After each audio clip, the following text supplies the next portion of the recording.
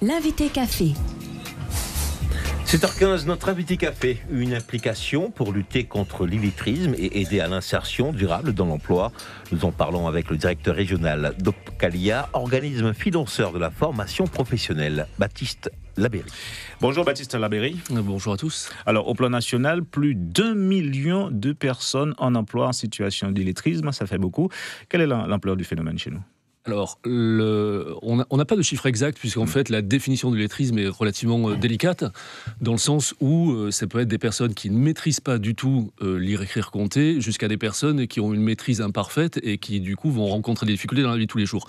Donc, le nombre varie en fonction de la définition que l'on prend de l'illettrisme.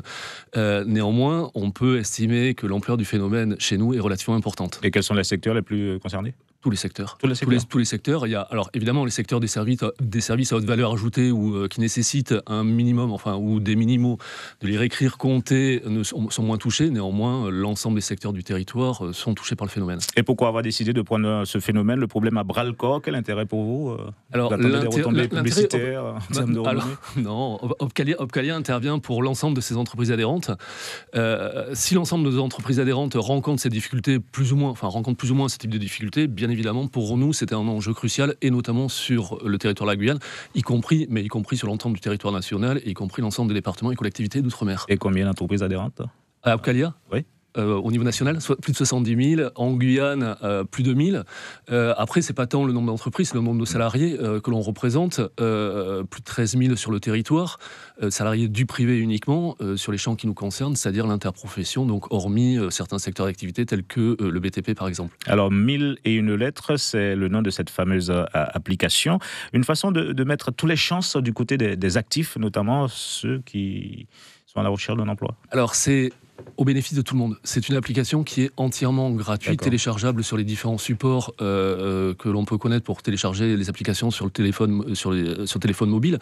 Donc ça concerne effectivement toute personne qui souhaite effectivement améliorer ses savoirs de base. Lire, écrire, compter, raisonner avec... les savoirs fondamentaux, quoi. Les savoirs fondamentaux. Indispensables à l'insertion durable en emploi. Insertion durable, et puis avec la spécificité dont on parle ce matin, qui est l'application qui est spécifique à la Guyane, avec un module consacré uniquement à notre territoire.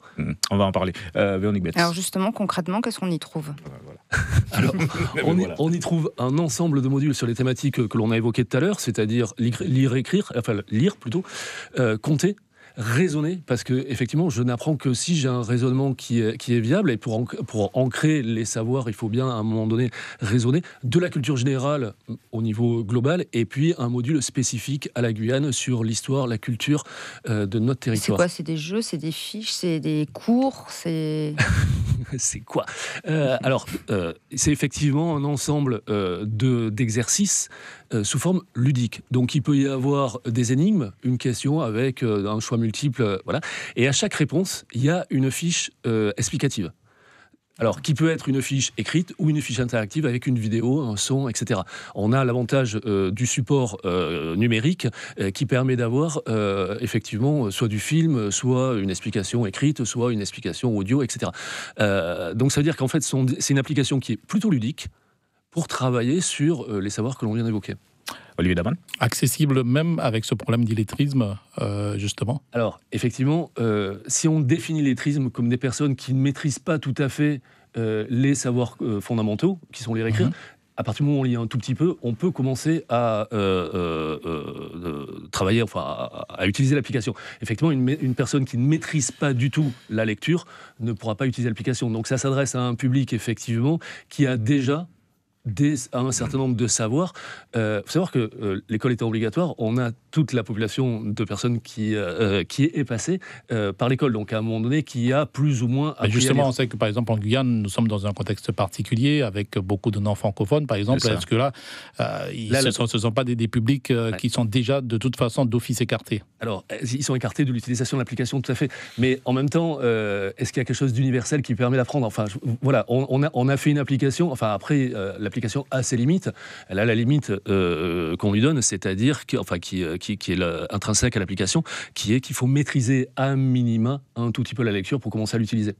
Est-ce qu'on peut dire que c'est une façon originale de pallier là les carences dans ce domaine avec la faible proposition de formation spécifique dans ce domaine? Je crois savoir moins d'une organisation sur 5 qui propose ce genre de une organisation de formation ou une entreprise? Formation. Alors, l'offre de formation sur le territoire, elle est quand même, sur les savoirs de base, elle est quand même importante par rapport à d'autres départements. Donc, il y a quand même une politique régionale pilotée par la collectivité et par l'État qui est relativement importante depuis un certain nombre d'années.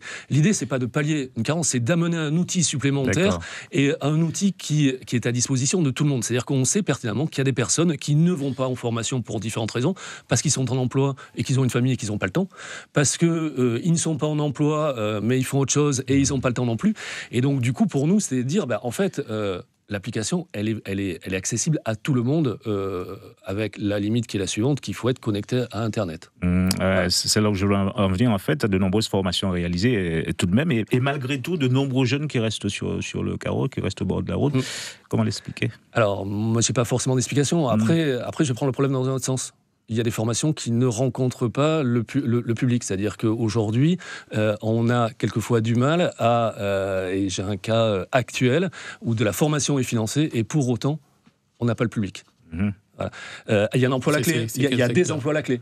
Il y a des emplois à la clé. Et c'est dans la mécanique automobile. Donc je veux dire, et c'est pas pour... Et pourquoi Pourquoi ? J'ai pas non plus d'explication. Là, actuellement, on a une formation qui est financée avec, à l'issue, des emplois pérennes en CDI, et pour autant, on n'a pas le public. Donc, je veux dire, le problème, il est relativement complexe. Autant il y a des personnes qui souhaitent travailler, qui souhaitent être formées, et puis il y a peut-être des secteurs d'activité qui sont moins attrayants, ou bien à un moment donné, on est dans une autre forme d'économie. Et donc, du coup, mais il n'y a pas de problème de communication aussi, quelque part, entre vous, Pôle emploi, les missions locales, les services sociaux et autres? Le cas que j'évoque là, tout le monde a été impliqué, y compris Pôle emploi, y compris la mission locale, y compris le SMA. On a un employeur qui cherche à recruter. Moi, je suis financeur de formation, j'ai l'argent pour financer la formation. L'employeur s'est engagé à recruter en CDI à l'issue de la formation et même au milieu de la formation, et pour autant, on n'a pas le public. Donc, je veux dire, la problématique de la formation, elle est relativement complexe. Il y a potentiellement des déficits de l'offre de formation sur le territoire parce que on n'a pas le public, il n'y a pas assez de demande pour qu'il y ait la formation, donc l'investissement qui ne serait pas pertinent. Et puis, de l'autre côté, il y a des formations qui existent et qui n'ont pas le public. Après, le problème, il est social, il est économique, il est relativement complexe. Combien de téléchargements pour le moment ? Alors, j'ai pas de chiffres. Au niveau national, alors il faut savoir que l'application 1001 lettres, c'est une galaxie d'applications. Il y a 1001 lettres Guyane, il y a 1001 lettres Martinique, Guadeloupe, Nouvelle-Calédonie, Vietnam. Il y a l'application pour aussi travailler. On avait communiqué le chiffre de 40 000 téléchargements. 40 000, c'est sur global. C'est-à-dire que, alors c'est pas que la Guyane, et c'est global, et ça a été téléchargé dans le monde entier, même à Pitcairn.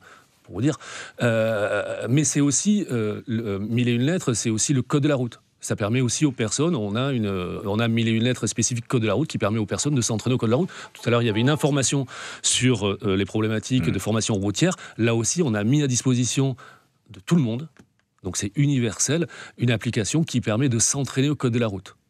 1001 lettres téléchargeables sur n'importe quel support. Tout à fait. Merci Baptiste Labéry d'avoir répondu à nos questions ce matin. Merci à vous. Restez là. L'invité café. Suivez l'info sur Guyana Première, télé, radio et internet.